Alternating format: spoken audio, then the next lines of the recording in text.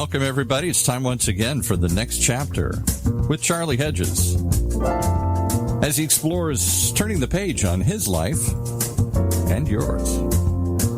Hey, Charlie. Yo, Paul. What's up, man?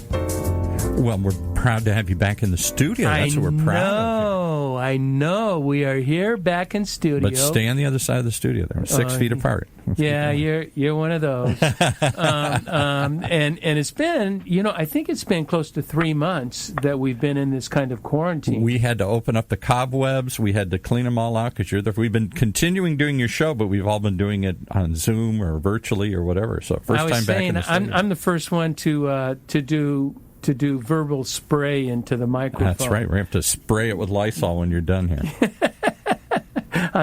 Just don't spray me with Lysol. Okay. But, just for everybody, we are honoring social distancing, and we were in masks until we are on the podcast, but then we're facing opposite directions, so he can't breathe into me and I can't breathe into him, and I promise we will do no kissing. No kissing today. So I believe we both feel as secure as possible in these times, and we shall see. Today, Paul, I really look forward to the show. Not so much because of fascinating content as often as I get into content, but more because of our ultra-fascinating guest, okay. my dear and brilliant friend, Jennifer Bork. Now, Jenn comes to us with, check this out, with no sort of breathtaking resume. She's authored no books, no blog, no podcast, no business places that put her atop the so-called social status scale, which most Americans secretly strive. Instead, Jennifer is wife of John, mother of 2 amazing children, August, and is it Tess or Tessa, Jen? Tessa, okay. She does have one credential, though, that you didn't call out here, that trumps, I don't hate to use the word Trump, sorry, let me cough here, but I never use that word, but trumps everything. She's in Ann Arbor, Michigan. You don't know how big that is. That's where I went to college. She's an A-squared, baby. So an A-squared, Ann Arbor, Michigan. Well, I still know her as an Orange County, and I have no idea when she said she had a power shortage and she may lose power, that there or the weather there. That's what happens. I don't even know what that means. It means if you're in Michigan and you don't like the weather, wait an hour because it will change dramatically. That is true. Oh, it can be snowing and then sunny. I mean, it could be thunderstorms and then hail. It could be anything. Well, buddy, I'm glad it's you and not me. I like the predictable weather. Now, but Jennifer is also, now you have to see her on Facebook for this to make any sense, but she is a Facebook makeup guru. She's a gym and boxing fanatic. But mostly, Jennifer is a woman with as much practical wisdom as anyone I have ever known. Jennifer and I worked very closely together in the late 90s and early 2000s. Is that right? Do I have my dates right, Jen?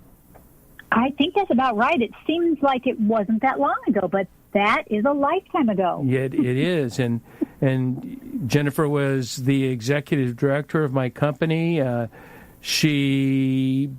her real job was my creative muse. Apart from my wife, I don't think anyone gets me that really understands me like Jennifer. She understands my personal strengths, the 1 or 2 that I have, as well as my core pathologies that drive 3/4 of what I do and think. So today, Jennifer and I plan, we're going to have somewhat of a rambling conversation of catching up, but then we are going to talk about some serious topics. But we really haven't chatted, except for once briefly, in nearly a decade. And so we will be brainstorming today the meaning of life, like we can do that in 30 minutes. And but that's just for everyday people like us not for your highfalutin thinkers. And we most likely will slip into a discussion of the impacts and learnings of the past months of quarantine and what it may look like in the future. So, Jenn Bork, welcome to the next chapter with me. That was a welcome. Charlie, I can't say thank you enough. I am so honored that my friend reached out across the country and across time and across his face mask to reach out to me. As your listeners probably already know from the time that they've spent listening to you and how they imagine that you are, this is how you are. This is not an act. Charlie is this smart. He is this fun. He is also, you might not know, Charlie is a little bit crazier in person. But I don't mean crazy in a way that is scary. I mean crazy in a way that, like, you cannot wait to just buckle in and go on a ride with him. You know, Jennifer, we can just, thank you for joining us on the podcast. That was all that needs to be said for the whole podcast. It was. Hang on. It was done. So let's do a little bit, because I think it will be interesting to our audience, because you do have an interesting sort of lifestyle in that your husband, John, is a veteran of Somalia, Afghanistan. He was a helicopter pilot. He's a colonel in the Marines, and he's now a commercial pilot for Delta. Is that correct? That is correct. Yeah, he's flying out of Detroit. And he's an engineer. I wrote it, and I didn't know how to phrase this correctly. A home design furniture creative, warped mind guy. And a heck of a kisser. And a heck of a kisser. That never makes it on any of his resumes, but yes, that is on his list of talents. Is that right? Well, that can't hurt. That can't hurt in a marriage. Not rarely, I have never heard a wife comment about her husband's kissing forte. So that I'm not going to check it out. I'm not going to get to see what this is like. Take my word for it. I will take your word for it. Let me see if I had this in my notes. I don't. Tell me, you know what I want to know about, because I probably have it somewhere, but I want to start with this.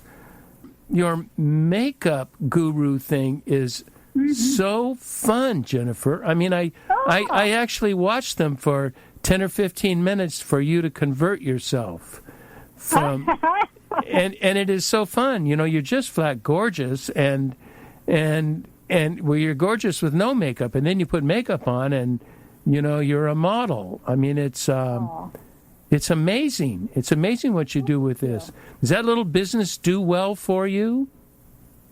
It does. It's one of those things that I just have like this weird little niche where I can put into words how all these mysterious smoke and mirror things actually work.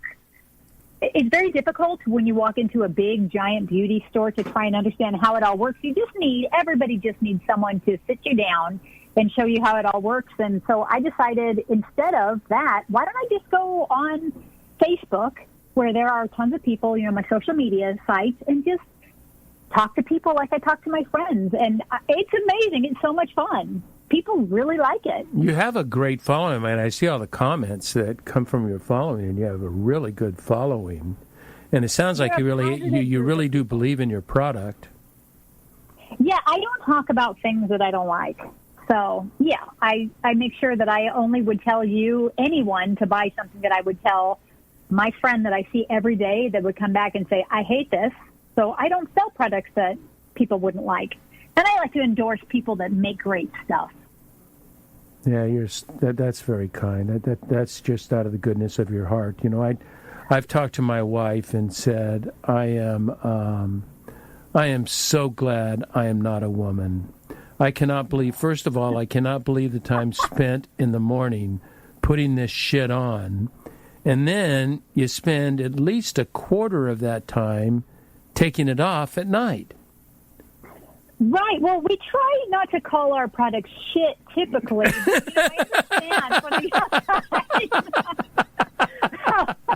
Well, that's a man's point. No, I mean, a man likes the end product, but just listening to what has to go on, that all this stuff and this hair blower and this dryer and then this quiet and then this putting on this stuff. It's, oh my goodness. Mm-hmm. It's a science experiment every day.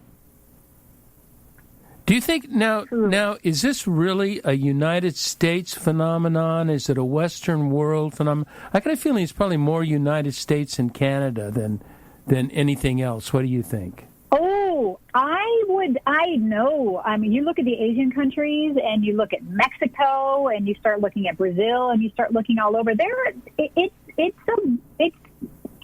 don't want to say it's a woman thing, because there's also a lot of men that spend a lot of time getting themselves, that will go into like skin and hair care products and even colors and makeup. But it's just a people thing.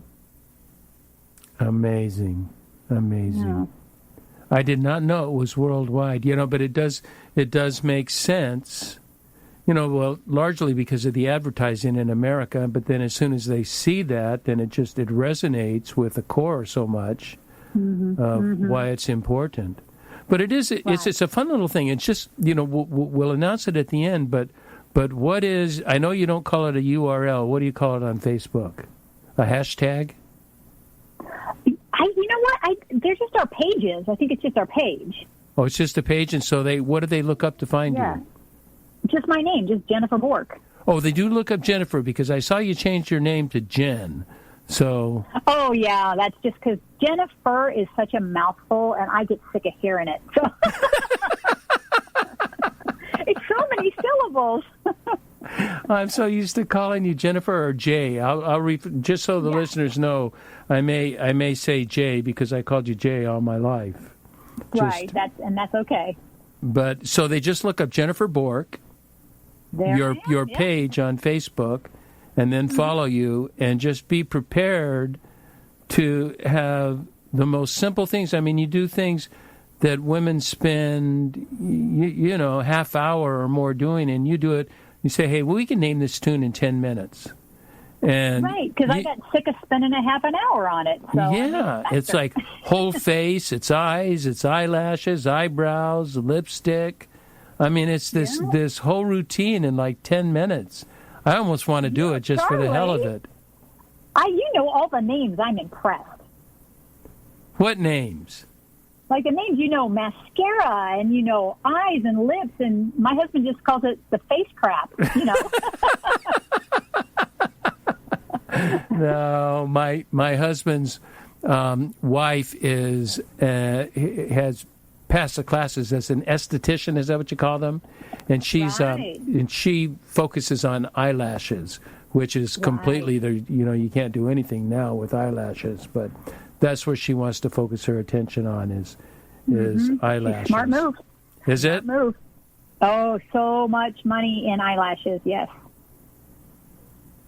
Okay, let's go into that was fun, and let's go into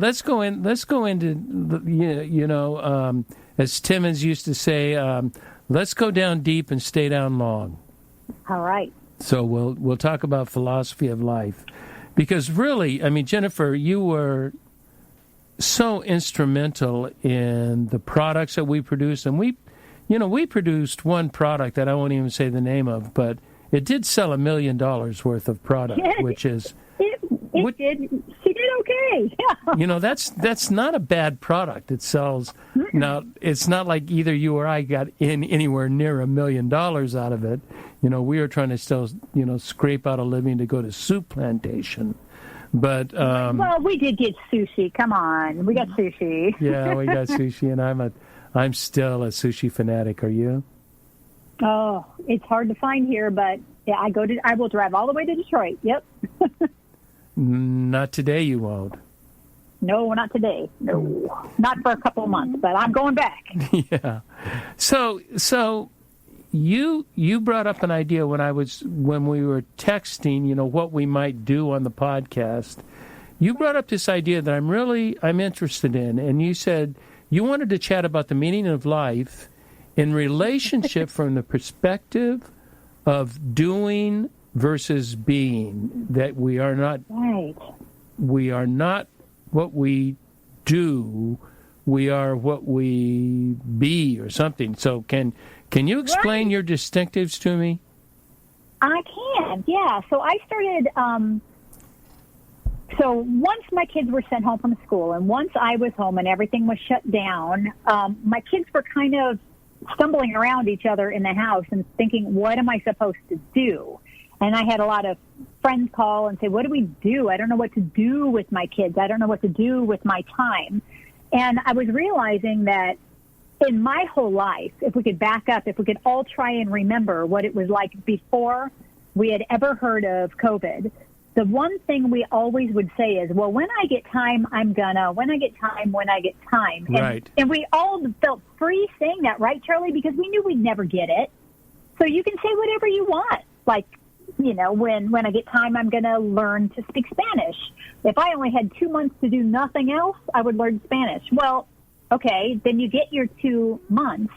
You get your gift of your 2 months, and before you can actually sit down and learn Spanish, you have to learn how it is to be you. And I think that smacked all of us in the face real quick and real hard. Because we think what we are or what we be is actually all of the busyness and all of the tasks and all of the things we have to do every day.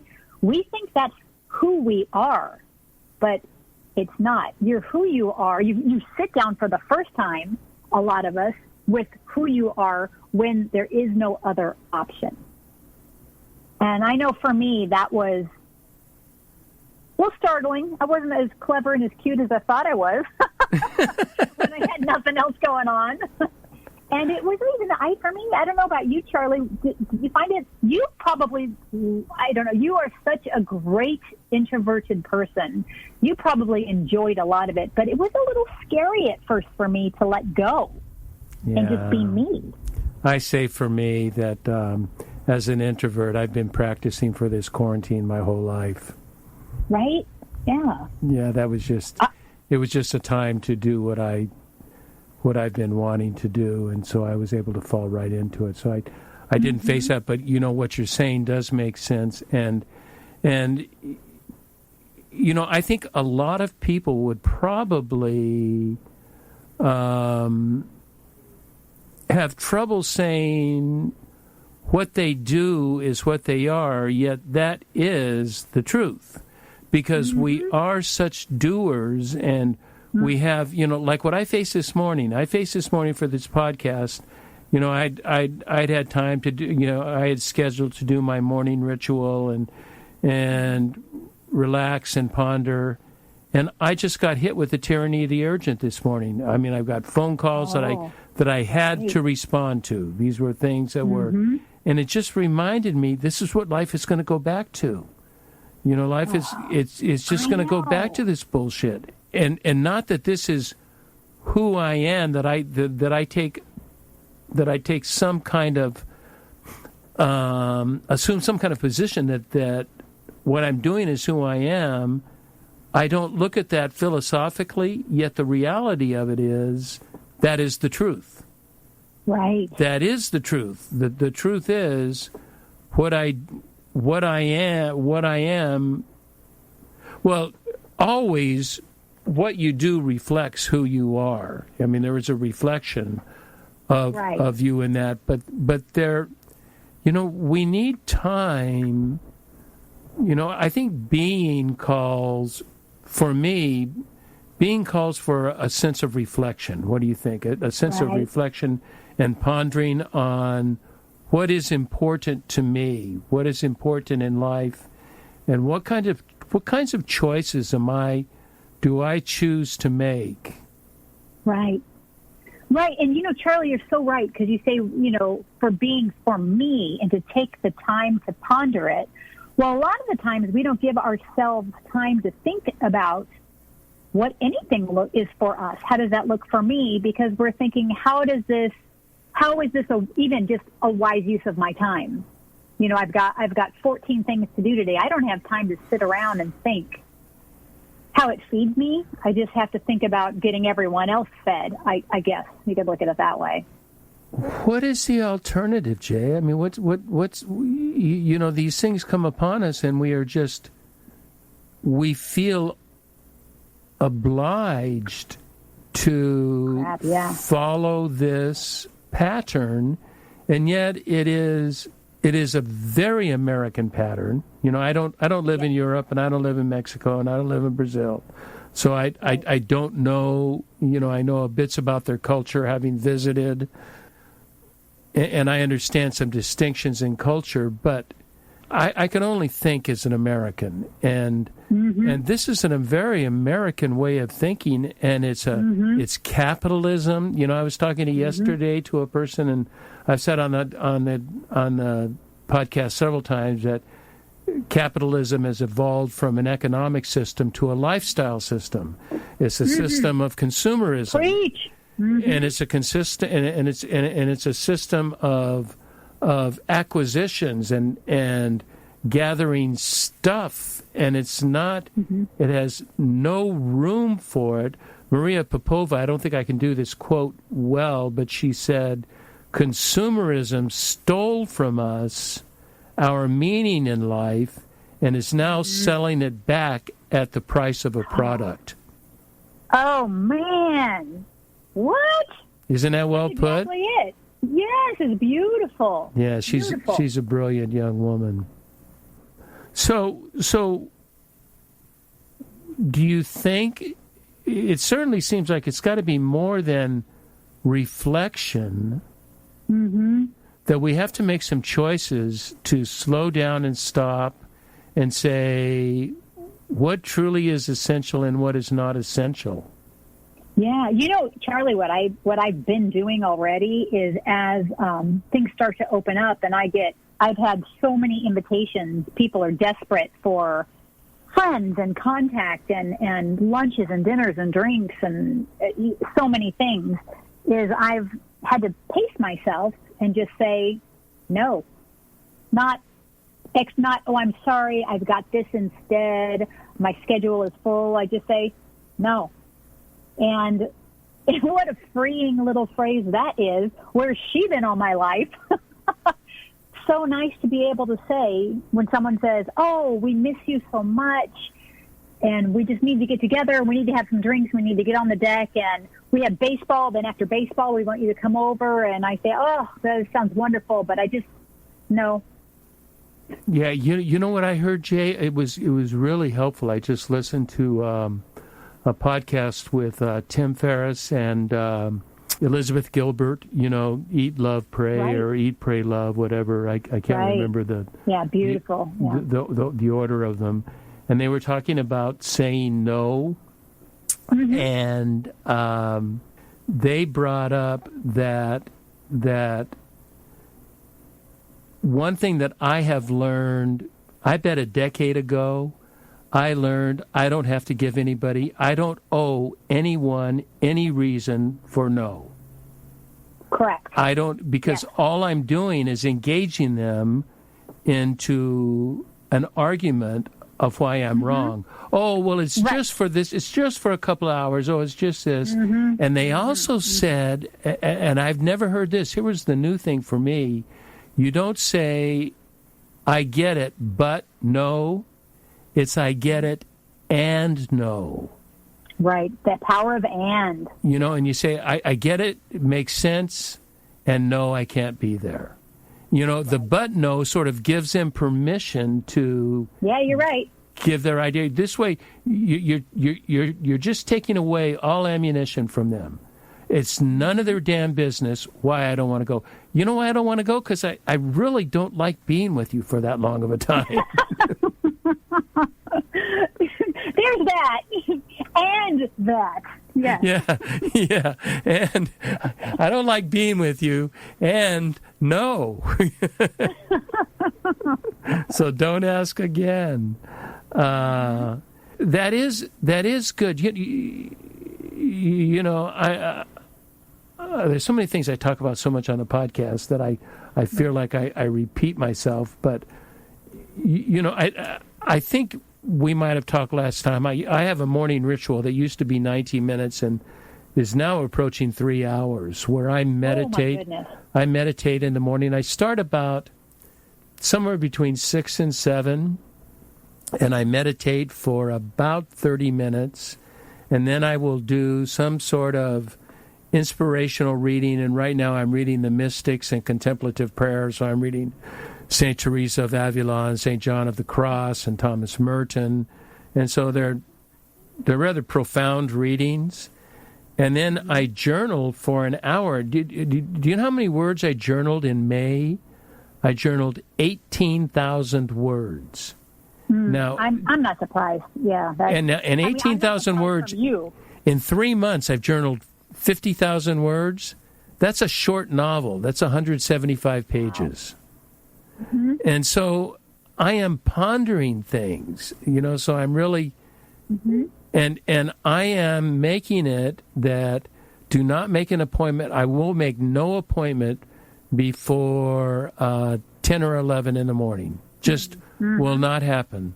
Because I don't read newspapers before. I don't read anything. Don't read any emails. Nothing. I want none of that on my mind as I'm going into meditation and where I'm trying to dispel all thoughts. And so why don't I read the newspaper before I meditate?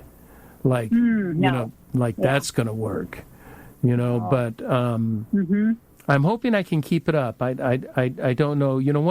I have a couple advantages in that I don't have to work.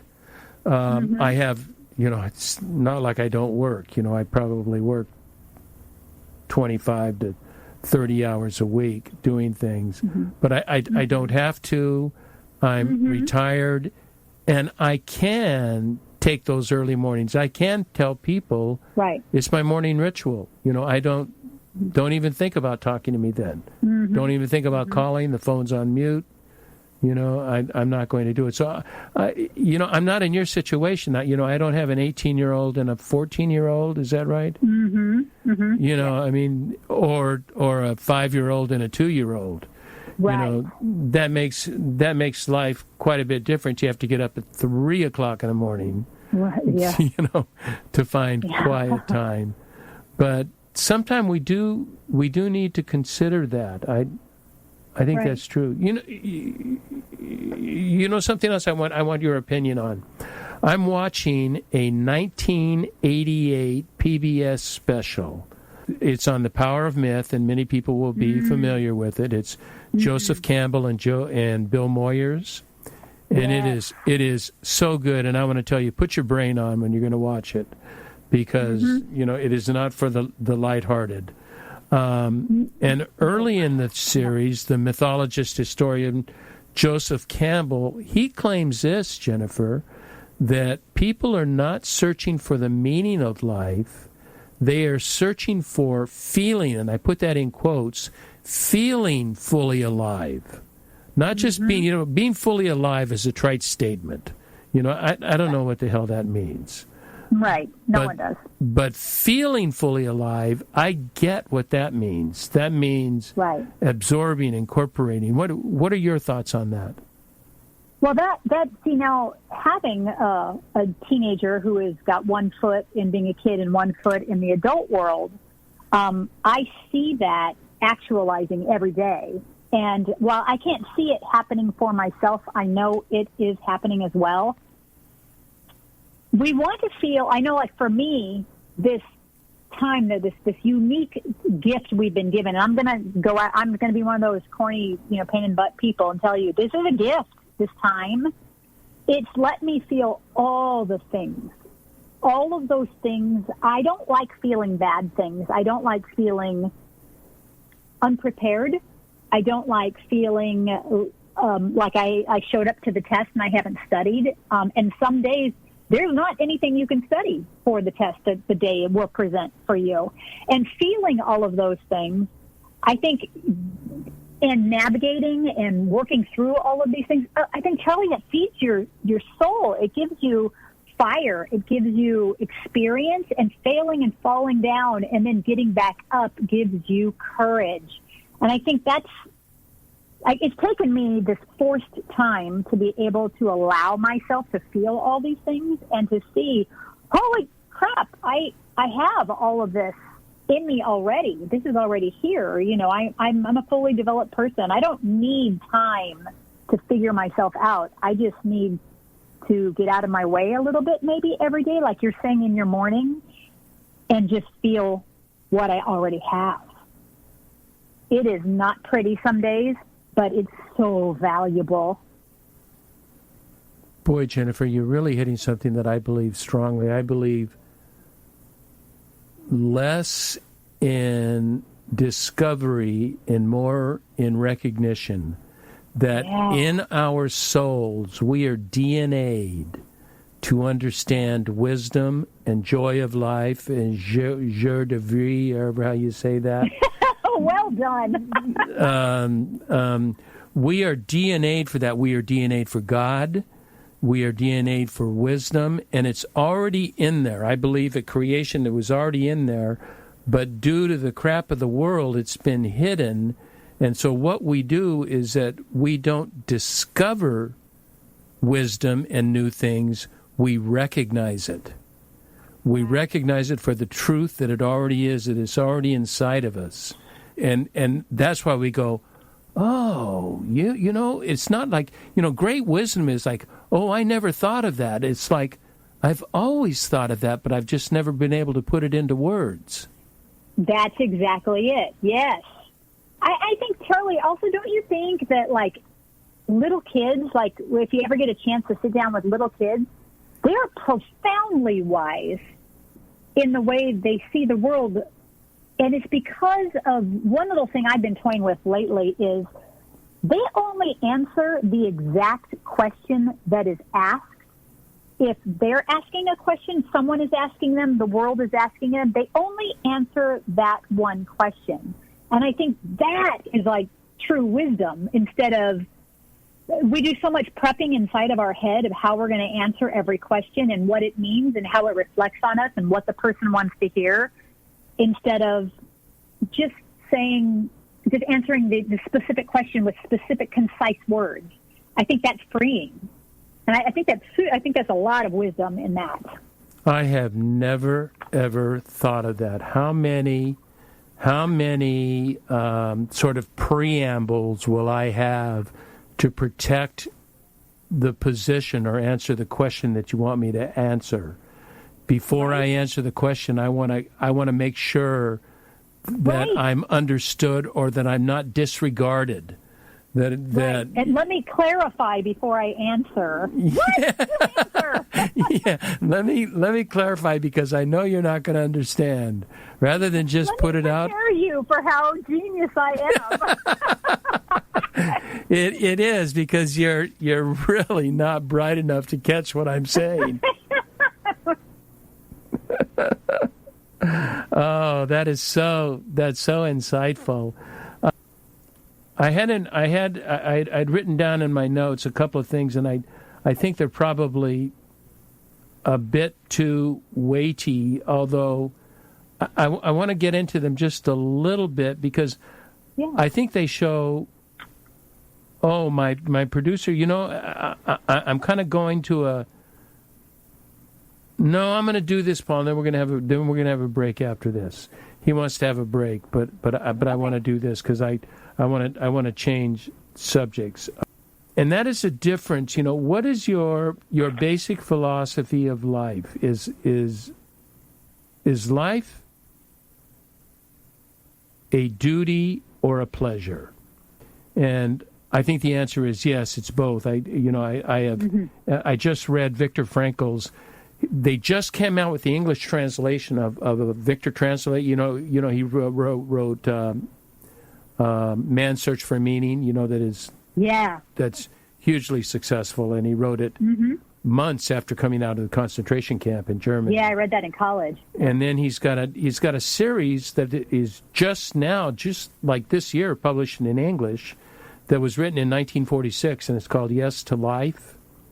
Oh, okay. And And Franco got me thinking about different aspects of life, and there are two philosophies that are ancient philosophies that are come from 500 BC, I believe, and from Epicurus and from the Stoics, of which later writers, Marcus Aurelius and Seneca wrote. And the Stoics take a look at life on accepting life on life's terms and dealing with it with sound rationale and acceptance. You just accept what it is, deal with it rationally, understand your core, live according to your core, according to who you are. That is sort of the essence of life. Epicurus, really has been bastardized in our century, because Epicurean thought is not about getting drunk and screwing. That's really, that's what it's taken now. That's the definition. But Epicurus was quite simply about, a lot of people say that it was a pursuit of pleasure in life, but really what it is pursuing flourishing in life. And I like Stoicism a lot. I mean, I there's a lot of my practical life that is from the Stoics. But I'd lean toward Epicurus. Don't you think that living, that's like feeling fully alive, living a flourishing life. Or flourishing in life. I think that is, to me, that word flourishing, that sounds, it doesn't sound insurmountable or daunting. It sounds like a relief. Don't we all want that? Don't we all just want to be in our happy place doing the things that we love to do and that we love to share with other people and make them happy in some way? I think that's the whole point. Yeah, and that's, and that brings in the things we were talking about, the worry of the tyranny of the urgent. There are some things that are the tyranny of the urgent that are,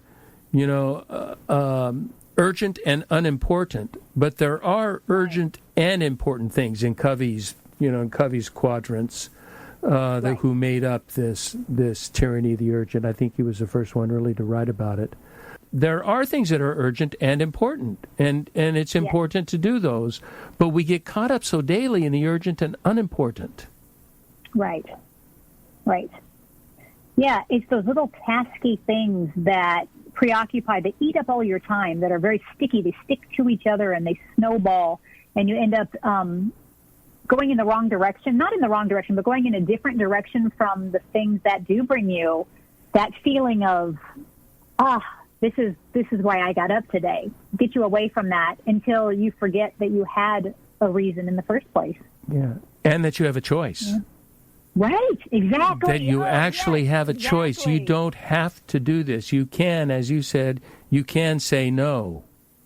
And it could just be for the reason that you don't want to do it. Okay, let's take a quick break, and then we're going to come back on another subject. Okay.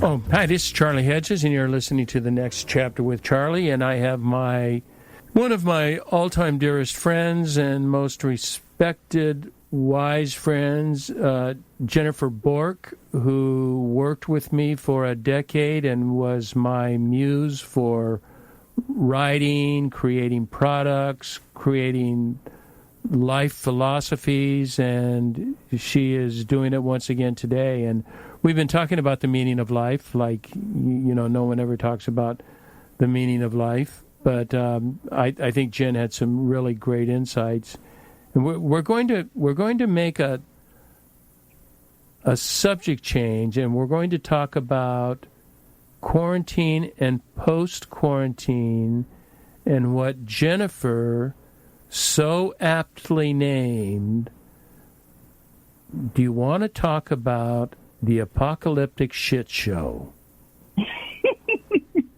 that we are living today. And I think there is so much to that we are facing right now in the United States probably the greatest unknown that we've ever faced. We have no idea. The stock market is high today, and I'm talking to my wealth advisor wondering about completely getting out of the stock market because I know stuff is going to happen.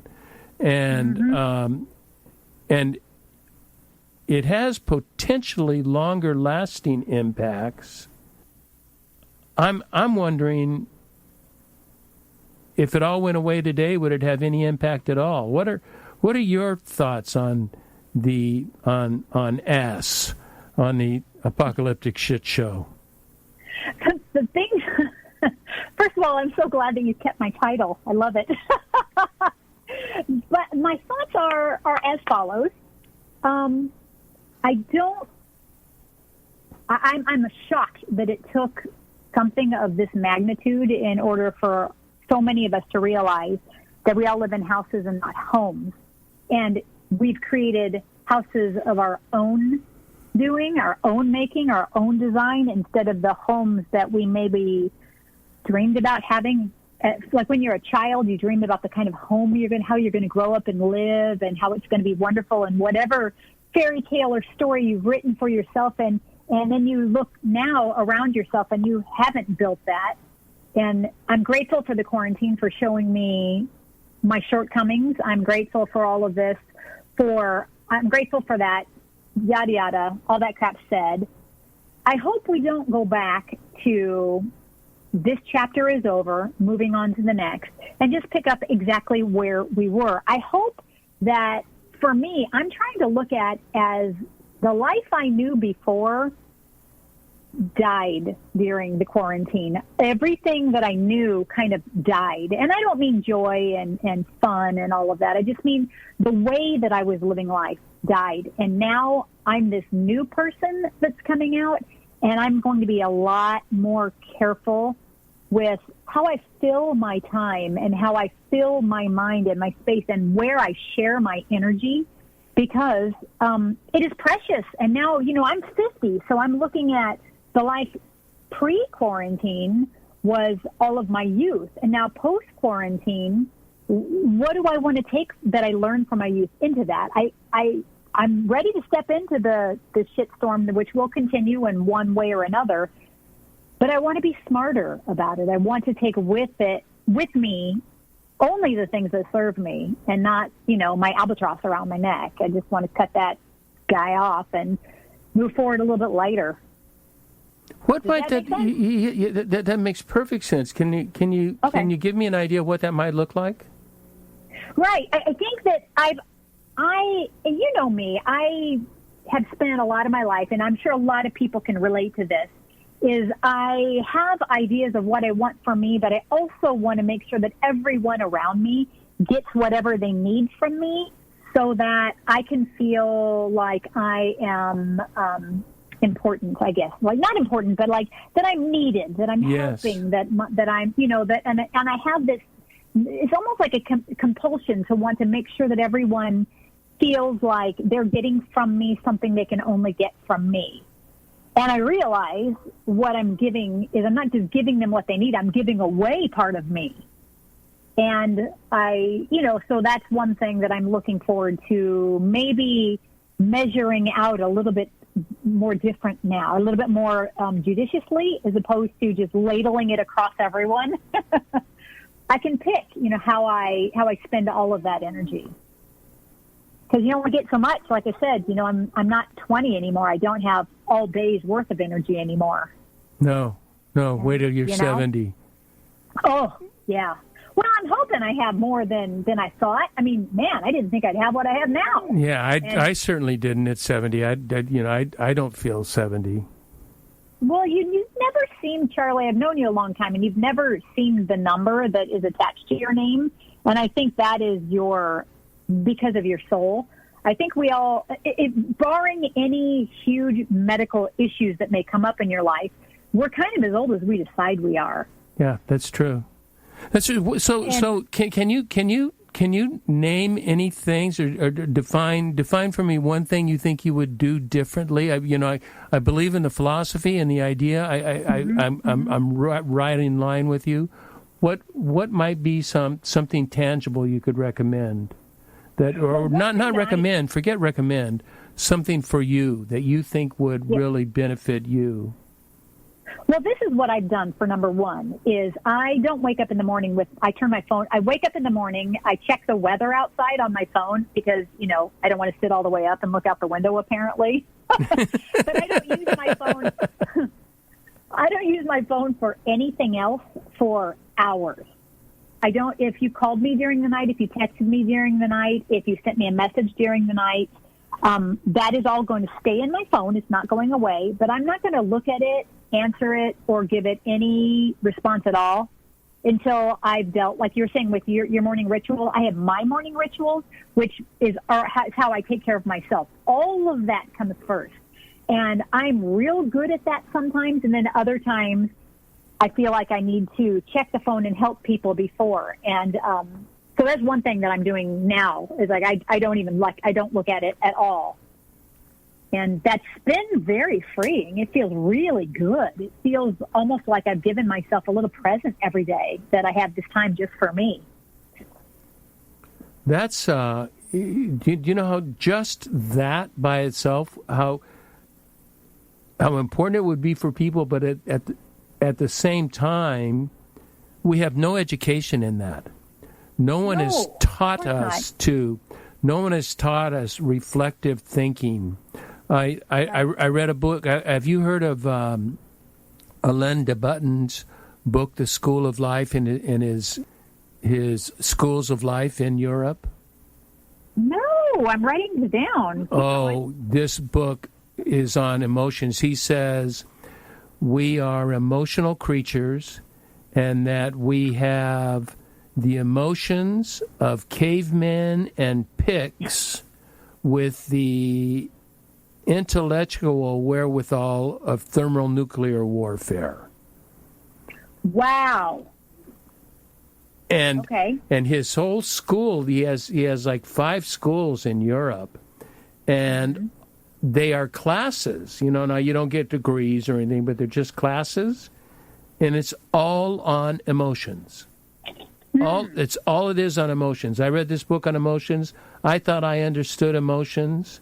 It was brilliant, Jennifer. And he is teaching us to think the way you're talking about. He's teaching us to think differently. He says, we have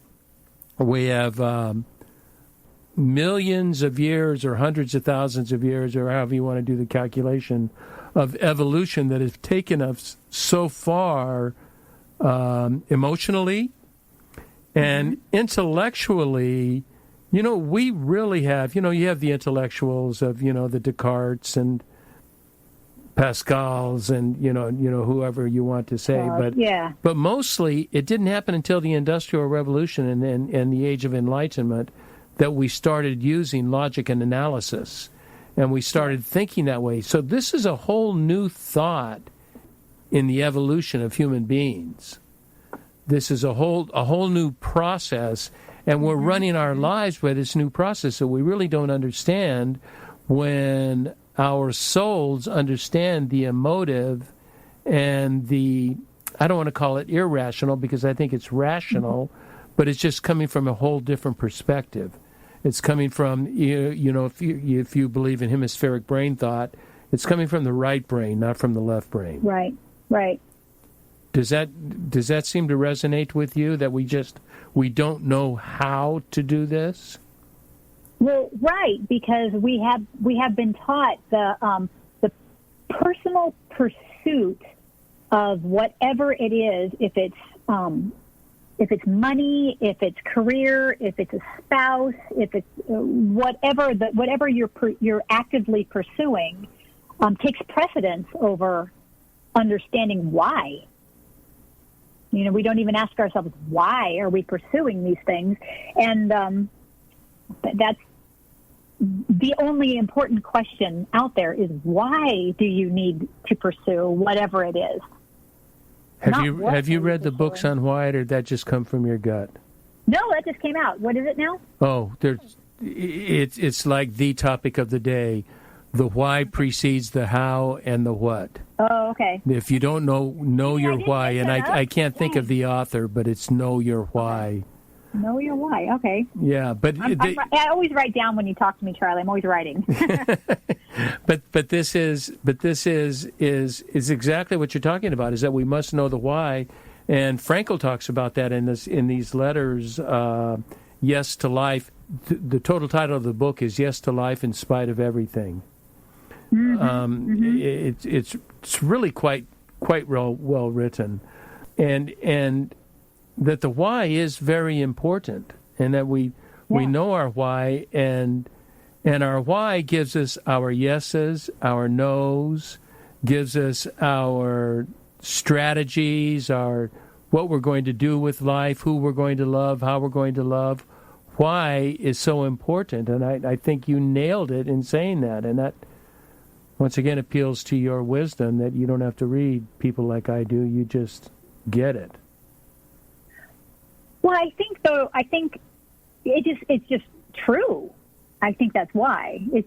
That's a universal, overarching truth that we all understand on some level, whether we've thought about it or not. I mean, that is all that matters.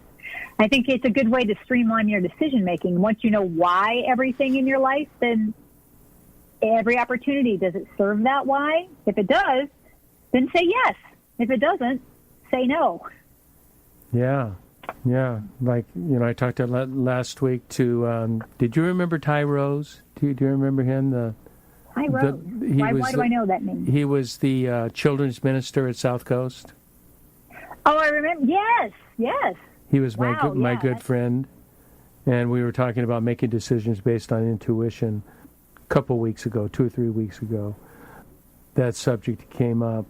I want to close with this question here, because I have a fear, and my gut says unless we experience a radical resurgence of the virus that somehow takes us away from going back to restaurants, because there are a handful of restaurants that we can go into now. I don't know about you, but we can go into restaurants, and that with this, even though it was 3 months, that's just a blip in time.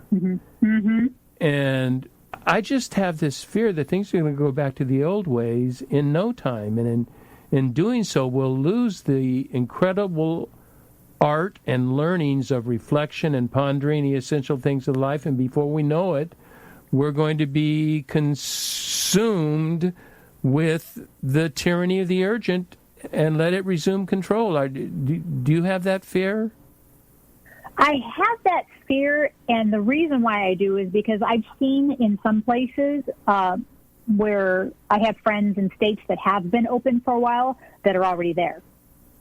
I've already seen it, and I'm grateful that I'm seeing that they're already right back where they started, because it is a reminder to me. It is yet another gift that we've been given, that look, people are already, your fears are coming true, but it's a choice.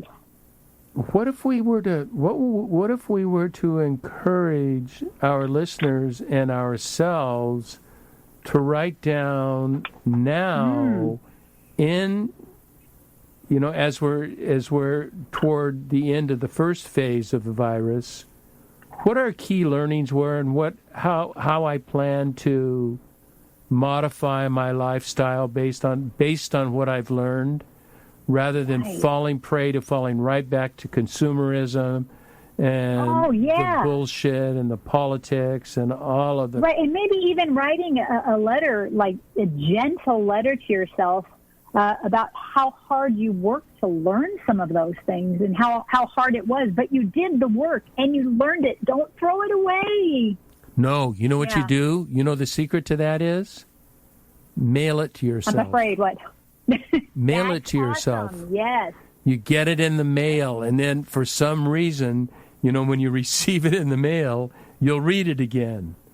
And it will be ponder there, and then we could get real anal and checklists and all that kind of stuff. But it just, we need to learn from this. I need to learn from this. I don't want to say what anybody else has to do, but I know what I need to do, and in my spiritual ponderings, and that's another, Jennifer, what I have learned in mysticism and contemplative prayer have totally changed the way I view God and my relationship with God. It is just like nothing we've ever talked about before. It is at I'm so glad. It is such at a different level. Can we go for another hour? I want to hear it all. Okay, we'll talk about it, and it's very encouraging. Jennifer, unfortunately we are out of time, and you and I could go on for a little while longer, that's for sure. I just, talking to you just always encourages me. I can see why you are my muse. When I get writer's block, I need to just call Jay. Call me. I enjoy your ideas and your twists and turns. They thrill me. I love the way your weird little mind works, Charlie. You're amazing. You are an amazing person. Oh, that is so kind of you, Jennifer. Thank you so much. And I want to thank you for being on the podcast with me, and remind everyone that there is so much more to Jennifer than makeup. But makeup is just a fun little thing she does on the side, because I know you don't do it for the money. I know you do it for the fun. And the money just... It's fun. I'm addicted to fun. It's great. Yeah, you've always been fun. And so please check out Jennifer Bork, her Facebook page, and follow her and get her little makeup things. Even guys, it's fun to watch her, and it's fun to watch a beautiful woman start and become a model. It's watch the sausage being made. Look at me. You've been great. So thank you, Jay.